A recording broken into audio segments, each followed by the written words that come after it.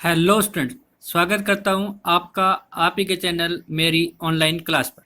Class +1 chemistry unit number 2 structure of atom part number 4।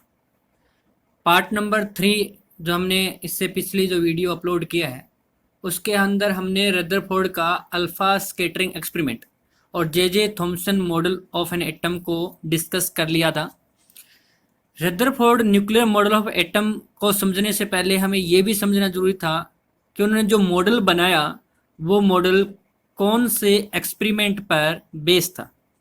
तो हमने देखा कि रदरफोर्ड और रदरफोर्ड के दो स्टूडेंट ने मिलकर एक एक्सपेरिमेंट परफॉर्म किया और उस एक्सपेरिमेंट का नाम था Rutherford alpha scattering experiment.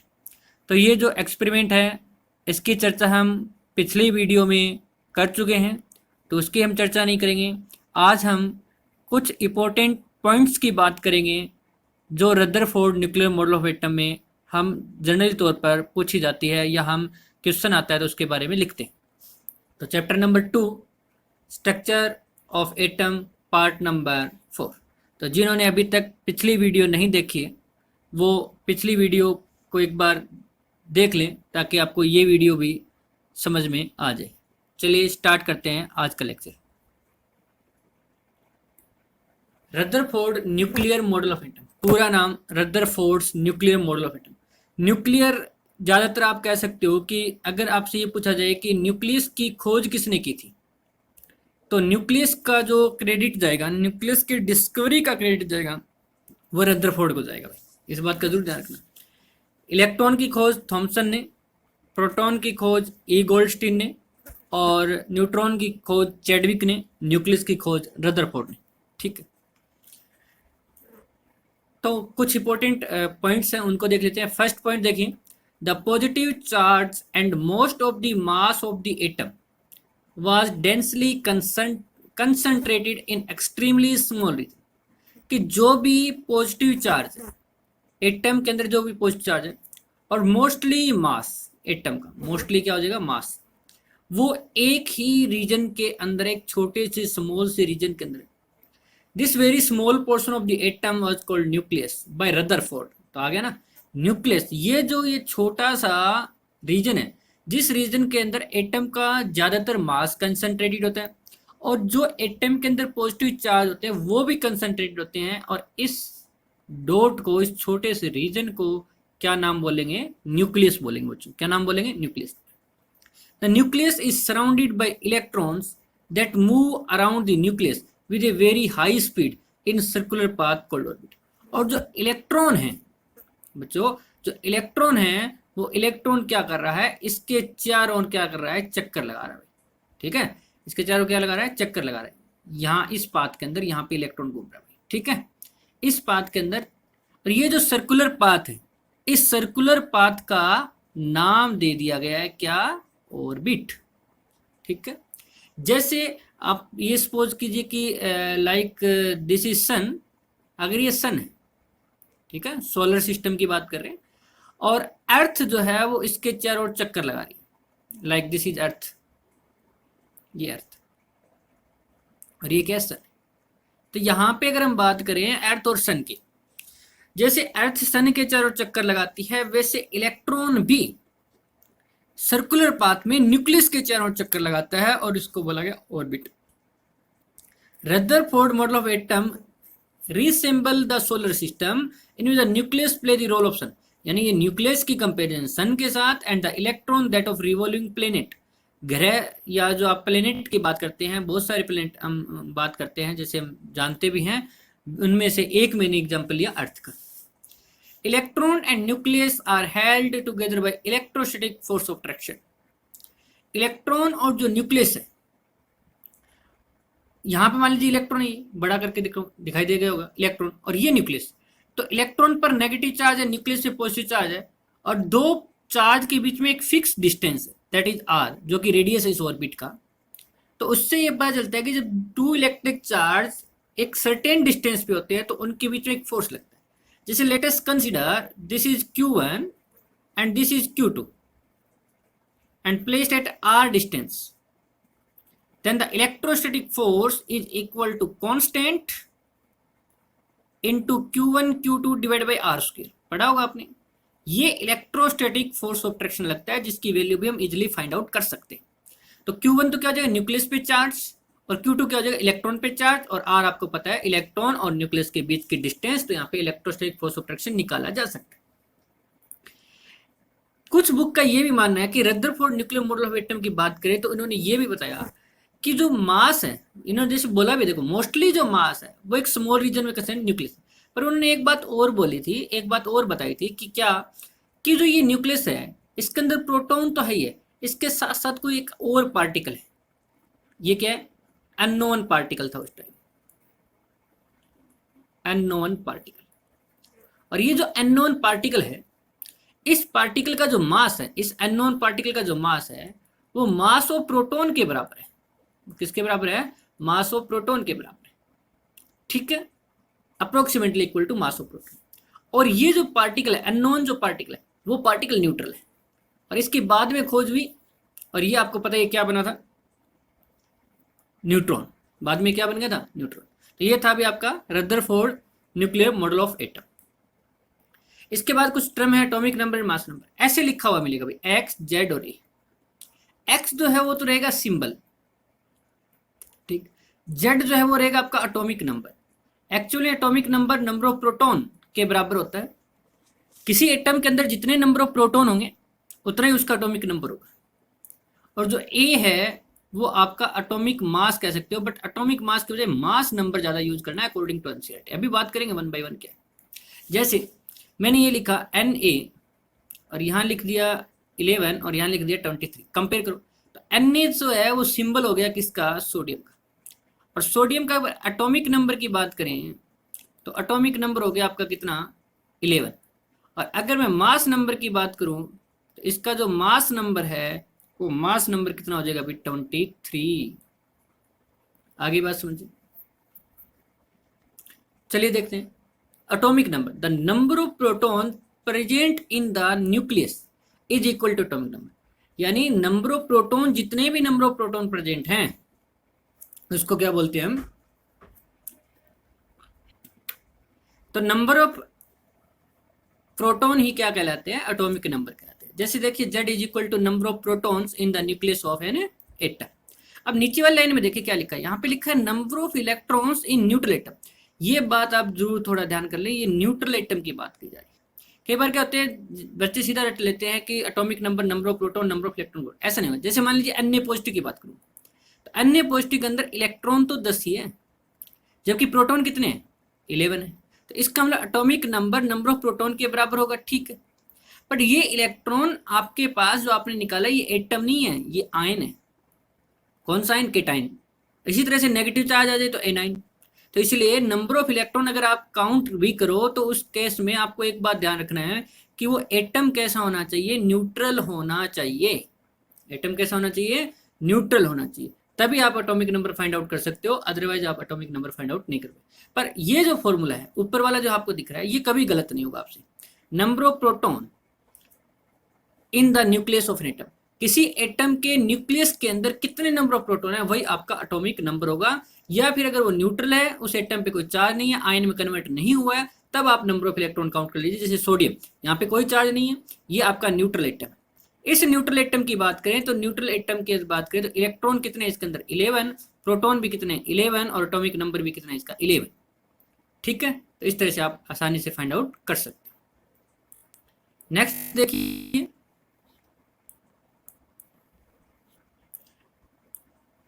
Proton and neutrons present in the nucleus are collectively known as nucleons. अब देखो न्यूक्लियस किसको बोला, एक छोटा सा रीजन जहां पर एटम का मास और पॉजिटिव चार्ज कंसंट्रेटेड होता है, उस छोटे से रीजन को जो सेंटर पे होता है उसका नाम बोला न्यूक्लियस। पर न्यूक्लियॉन्स क्या होते हैं, proton and neutron present in the nucleus, उसको कलेक्टिवली क्या बोल दिया जाता है, न्यूक्लियॉन्स बोल जाता है। ठीक है, collectively. Total number of nucleons is termed as mass number. अब कितने नंबर ऑफ न्यूक्लियॉन्स हैं उस न्यूक्लियॉन्स को हम क्या बोलेंगे, मास नंबर। ठीक है, न्यूक्लियॉन्स मतलब प्रोटॉन और neutron.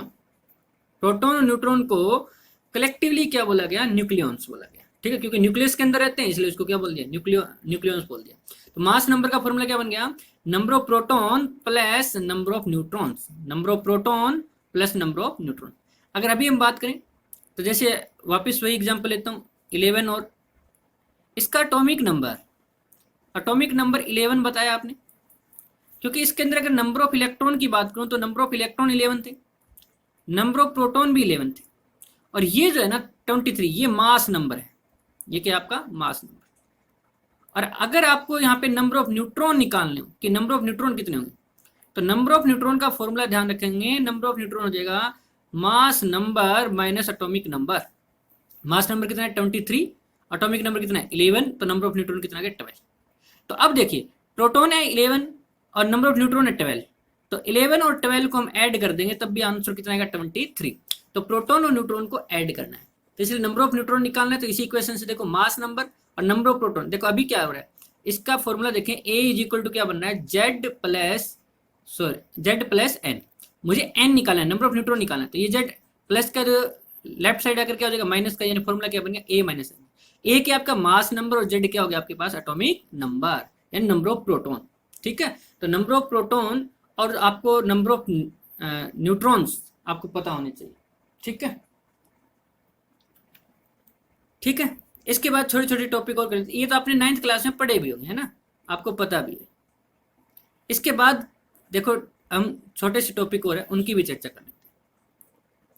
Isobar and isotope, isobar are the atoms with the same mass number but different atomic number, यानी मैं इसको ऐसे लिख देता हूँ, डेफिनेशन में थोड़ा सा चेंज कर देते हैं इसको, एटम्स ऑफ डिफरेंट एलिमेंट, एक ही एलिमेंट के नहीं लेने आपको, जैसे हाइड्रोजन के ही सारे एटम नहीं लेने, आप एक हाइड्रोजन एलिमेंट के एटम ले रहे हो तो दूसरा किसी और एलिमेंट के, आपको पता है 118 एलिमेंट्स अभी प्रेजेंट टाइम में नोन है, तो उनमें से कोई 2 एलिमेंट उठाइए, उनके एटम की स्टडी कीजिए। Atoms of different element which have same mass number, which have same mass number but different atomic number, but different atomic number, यानी जेड जो है वो क्या होगा आपका डिफरेंट होगा, ठीक है। तो आइसोबार हो गए atoms with the same mass number, mass number same होना चाहिए बट डिफरेंट एटॉमिक नंबर होना चाहिए। जैसे देखिए एक एग्जांपल से इसको क्लियर करते हैं, जैसे हमने लिया एक आर्गन का एटम और एक लिया हमने कैल्शियम का एटम, तो कैल्शियम का जो है उसका एटॉमिक नंबर 20 होता है, ठीक है, और आर्गन का एटॉमिक नंबर कितना होता है 18 होता है। इसका मतलब एटॉमिक नंबर तो डिफरेंट हो गया, ये तो कह रहा है डिफरेंट एटॉमिक नंबर, बट जो मास नंबर है वो मास नंबर क्या होना चाहिए सेम। अगर इसका मास नंबर देखें, मास नंबर ऊपर लिखा जाएगा, अभी तो बताया ना एक्स जेड और ए क्या होता है इसमें mass number, Z atomic number और एक्स क्या है सिंबल होता है ना, तो सिंबल लिखा है आर्गन का यार। इसका भी मास, अगर कैल्शियम की मास की बात करें मास नंबर की 40, आर्गन के मास नंबर की बात करें तो 40, यानी इस तरह से हम देखें तो ये 2 एटम मैंने डिफरेंट डिफरेंट एलिमेंट के लिए, ये एटम मैंने आर्गन एलिमेंट का लिया, ये एटम मैंने कैल्शियम एलिमेंट का लिया, तो इनके स्टडी करने पर पता चला कि इनका मास नंबर सेम है बट एटॉमिक नंबर डिफरेंट है। इस तरह के एटम्स को हम क्या बोलते हैं isobar, means argon and calcium atoms are, argon यहाँ पे लिख देता हूँ 40 and calcium 40 atoms are isobar. तो ये कैसे है भाई आइसोबार, ठीक है। आई होप आपको ये बात समझ में आ गई होगी। अब देखिए नेक्स्ट डेफिनेशन हो गई आपकी आइसोटोप। आइसोटोप क्या होता है, atoms with identical atomic number, अब यहां पे लिख सकते हो एटम्स ऑफ सेम एलिमेंट, इस बार एक ही एलिमेंट के लेने, atoms of same element which have same atomic number but different atomic mass, but different atomic mass, atomic mass जो है वो डिफरेंट होगा। Atom with identical atomic number की हम बात करें, इसका मतलब हो गया सेम एटॉमिक नंबर चाहिए पर डिफरेंट एटॉमिक, जैसे हाइड्रोजन की बात करें या किसी कार्बन, हाइड्रोजन सबको पता है, कार्बन की बात करता हूँ, कार्बन का atomic number 6, atomic mass 12, atomic number 6, atomic mass 13 या मास नंबर 13, एटॉमिक नंबर 6 और मास नंबर 14, ये 3 एटम देखे मैंने, यानी कार्बन की स्टडी करने पर मुझे ये 3 प्रकार के एटम मिले। कुछ एटम ऐसे मिले जिनका मास नंबर 12 है, कार्बन के कुछ एटम ऐसे रिसर्च में आए जिनका मास नंबर 13 है, और कार्बन के कुछ एटम ऐसे रिसर्च में आए जिनका मास नंबर क्या है 14 है। तो इसका मतलब 12, 13 एंड 14, 12, 13, 14 मास नंबर डिफरेंट है, जबकि इनका अटोमिक नंबर देखिए, अटोमिक नंबर जो है वो बिल्कुल सेम है। इसका अटोमिक नंबर 6, इसका भी अटोमिक नंबर 6, इसका भी अटोमिक नंबर 6, क्योंकि जब आप एलिमेंट चेंज नहीं करोगे तो आपका अटोमिक नंबर चेंज नहीं होगा। ठीक है, 2-3 डेफिनेशन और लिखवा देता हूँ आपको छोटी छोटी, वैसे आपके एनसीईआरटी में नहीं है, फिर भी आपको थोड़ा सा इसका क्या रखना है, ध्यान रखना है, ताकि आपसे पूछा जा सकता है।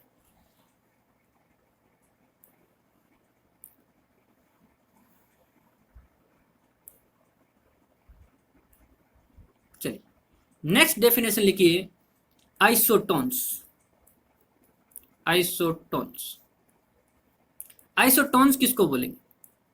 तो इसकी डेफिनेशन लिख देता हूं, एटम्स ऑफ डिफरेंट एलिमेंट,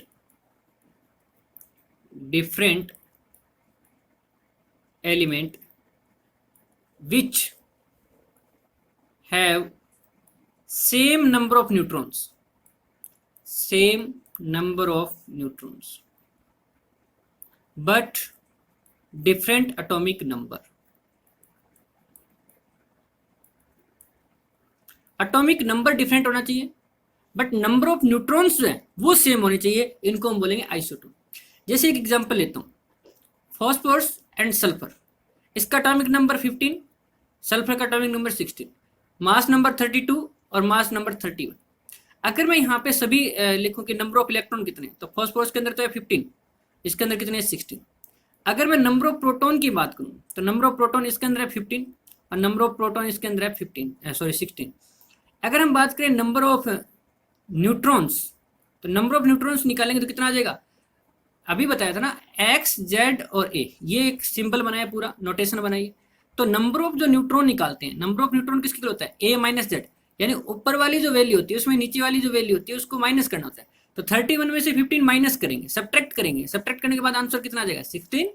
32 में से 16 सब्ट्रैक्ट करेंगे तो 16 को सब्ट्रैक्ट करेंगे 32 में से, तो आपका आंसर फिर कितना आ जाएगा 16। तो यहाँ पे देखिए कि क्या सेम है, ये जो नंबर ऑफ न्यूट्रॉन है वो सेम है, इसका मतलब phosphorus and sulphur are isotones. तो ये क्या भी आपके पास आइसोटोन। ठीक है, आई होप ये भी आपको समझे। एक और छोटी सी डेफिनेशन लिख देता हूं,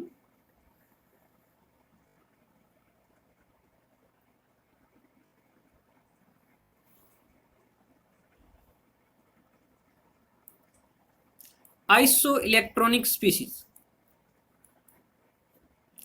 जब भी आपके पास आइसो वर्ड आए तो कुछ ना कुछ कांस्टेंट होता है, ज्यादातर उसमें जो आगे लिखा होता है वही कांस्टेंट होता है। जैसे आइसो बार, तो बार यूनिट किसकी होती है, प्रेशर की, तो इसका मतलब इसमें जो प्रेशर होता है वो लगभग कांस्टेंट होता है। जैसे अगर मैं बात करूं आइसोथर्मल की, तो थर्मल जो है वो हीट या टेम्परेचर से रिलेटेड है, तो इसमें टेम्परेचर जो है वो कांस्टेंट होता है।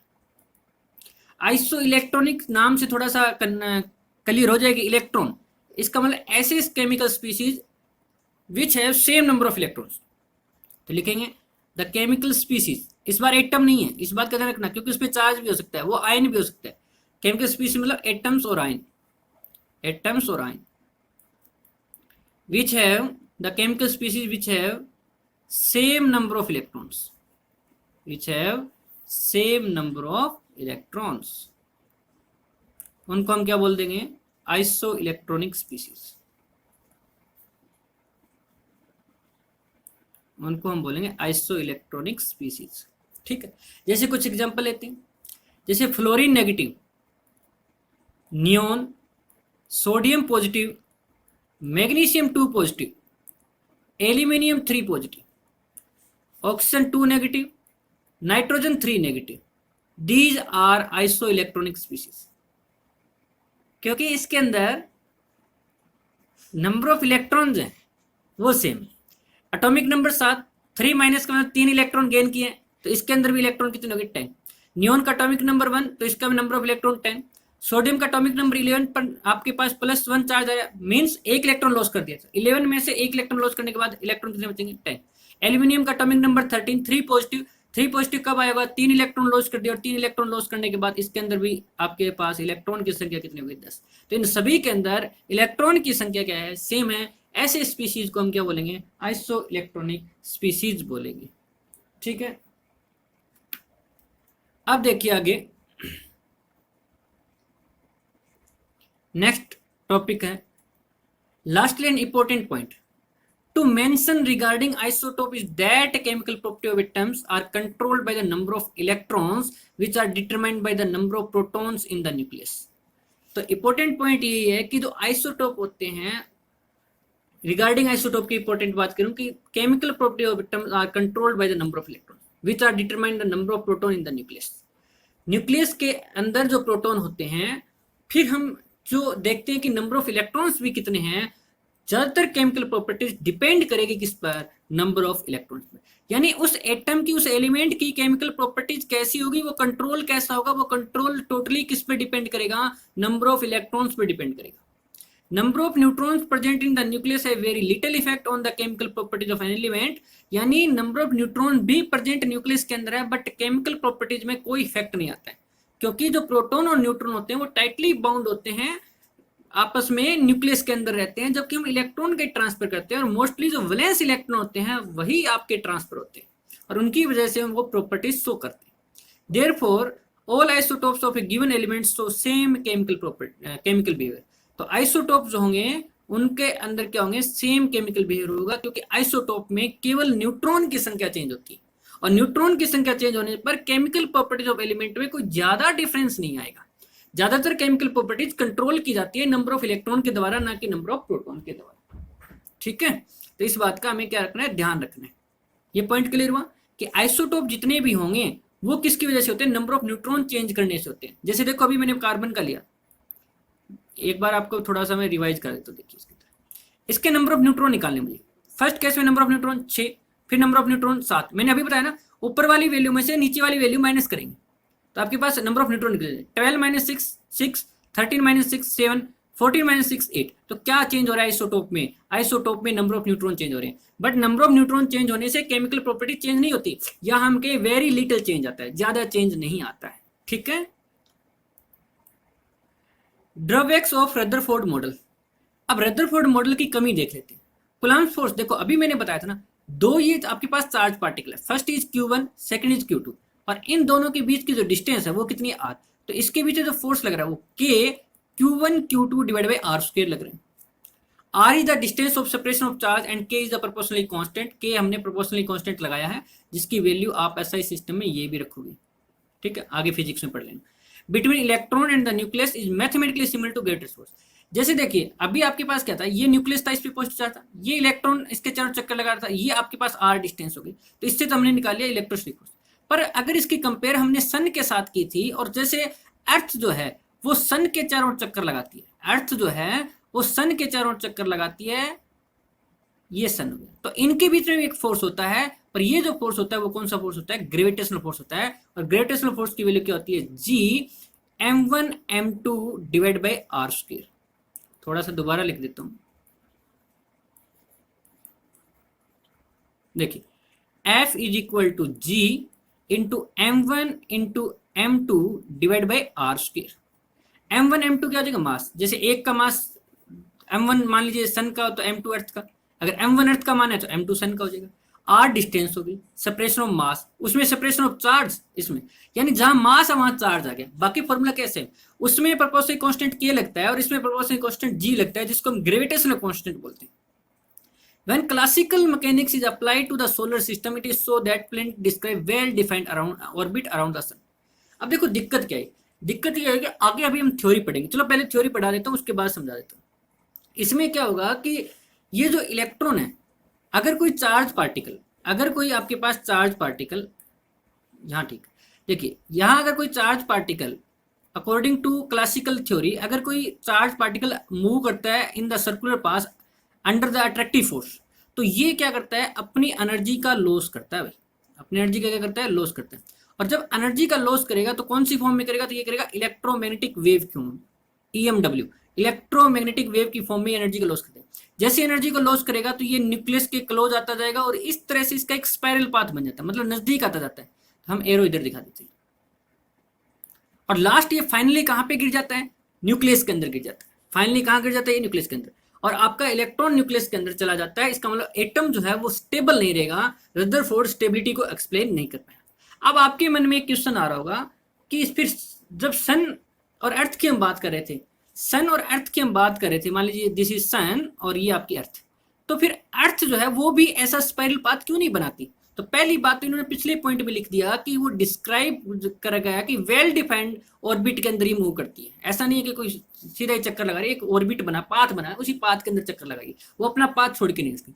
दूसरी बात, इसके बीच में जो फोर्स लगता है, तो इसके बीच में अगर हम इलेक्ट्रॉन की बात करें, इलेक्ट्रॉन का जो मास है वो बहुत ही कम है, नेग्लिजिबल होता है, हल्का होता है इसलिए खींच लेता है, जबकि अर्थ का जो मास है वो बहुत ज्यादा होता है और सन का भी मास ज्यादा है। तो ये कारण ये भी है। दो रीजंस के कारण आपकी जो अर्थ है वो अर्थ सन के पास जाके नहीं मिलती है। रीजन क्या है कि एक तो मास ज्यादा है, दूसरा रीजन क्या है कि जहां अर्थ सर्कुलर पाथ में घूमती है वो well defined circular path orbit बना हुआ है, उस पाथ को छोड़कर नहीं जा सकती।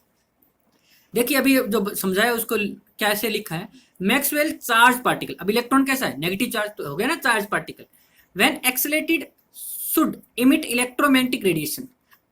तो इलेक्ट्रोमैग्नेटिक रेडिएशन जो है वो इमिट करेगा, ठीक है, जैसा ऐसा फीचर प्लेनेट के पास नहीं, क्योंकि प्लेनेट कोई चार्ज बॉडी थोड़ी है। Therefore an electron in orbit will emit radiation, the energy carried by the radiation comes from the electronic motion. तो electron in orbit will emit radiation, the energy carried by radiation comes from electronic motion, the orbit will continue to shrink. ये देखो नजदीक होता जाएगा, सिकुड़ता जाएगा, shrink का मतलब सिकुड़ना। Calculation so that it should take an electron only 10⁻⁸, इसको ठीक कर लें, 10⁻8 नहीं है, 10⁻⁸ सेकंड लेता है to spiral into the nucleus, but this does not happen, ऐसा एक्चुअली में नहीं होता। तो Rutherford model cannot explain the stability of atom.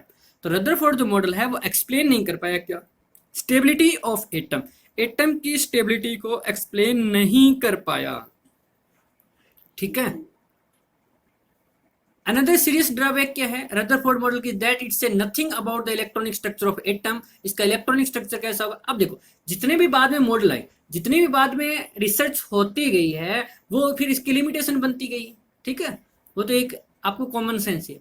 How the electrons are distributed around the nucleus, electronic structure मतलब जैसे sodium के अंदर 11 electrons है, तो वो 11 इलेक्ट्रॉन किस प्रकार से अरेंज है उसके बारे में नहीं बताया, जो हमने क्वांटम नंबर की सहायता से अरेंज करना सीखेंगे। और एनर्जी भी नहीं बताया कि जब इलेक्ट्रॉन घूम रहा है न्यूक्लियस के चारों चक्कर लगा रहा है, तो इस इलेक्ट्रॉन की एनर्जी क्या होगी उसके बारे में भी नहीं बता पाए। अब कई बच्चों के यहाँ पे क्वेश्चन आ जाता है कि जी ये तो सेम वेलोसिटी से या सेम स्पीड से घूम रहा है, तो फिर एक्सेलेरेशन कैसे है? तो बच्चों आपने एक्सेलेरेशन क्या पढ़ा है, एक्सेलेरेशन का फॉर्मूला पढ़ा है change in velocity per unit time, change in velocity per unit time. और वेलोसिटी जो है वो आपकी एक वेक्टर क्वांटिटी है, यानी डायरेक्शन अगर चेंज होगी, अगर डायरेक्शन चेंज होगी तो ये वेक्टर क्वांटिटी चेंज होती है। और आपको पता है कि जब सर्कुलर पाथ में कोई घूमता है, जैसे ये इस पॉइंट पे ये डायरेक्शन है, इसी पॉइंट पे ये डायरेक्शन है, इस पॉइंट पे, यानी एवरी इंस्टेंट पर इनकी डायरेक्शन क्या हो रही है, चेंज हो रही है। भले ही उसके मैग्नीट्यूड चेंज होने से वेलोसिटी में चेंज नहीं आ रहा हो, बट उनकी डायरेक्शन चेंज होने से वेलोसिटी में चेंज आ रहा है। और अगर वेलोसिटी में चेंज आएगा तो एक्सेलरेशन तो होगा, वो भले ही स्पीड इसकी कांस्टेंट हो। इलेक्ट्रॉन जब चक्कर लगा रहा है न्यूक्लियस के चारों ओर, भले ही उसकी स्पीड कांस्टेंट हो, बट आपके पास डायरेक्शन तो चेंज हो रही है, यानी वेलोसिटी का मैग्नीट्यूड तो सेम रह रहा है, बट डायरेक्शन चेंज हो रही है। और वेलोसिटी इज वेक्टर क्वांटिटी, तो डायरेक्शन चेंज होने से चेंज होगी, और इस हिसाब से देखें तो आपका एक्सेलरेशन प्रोड्यूस होगा। और जब एक्सेलरेशन प्रोड्यूस होगा तो अपनी एनर्जी का लॉस करेगा, और वो एनर्जी का लॉस किस में करेगा, इलेक्ट्रोमैग्नेटिक वेव की फॉर्म में लॉस करेगा। तो आज के लिए इतना ही, थैंक यू बच्चों।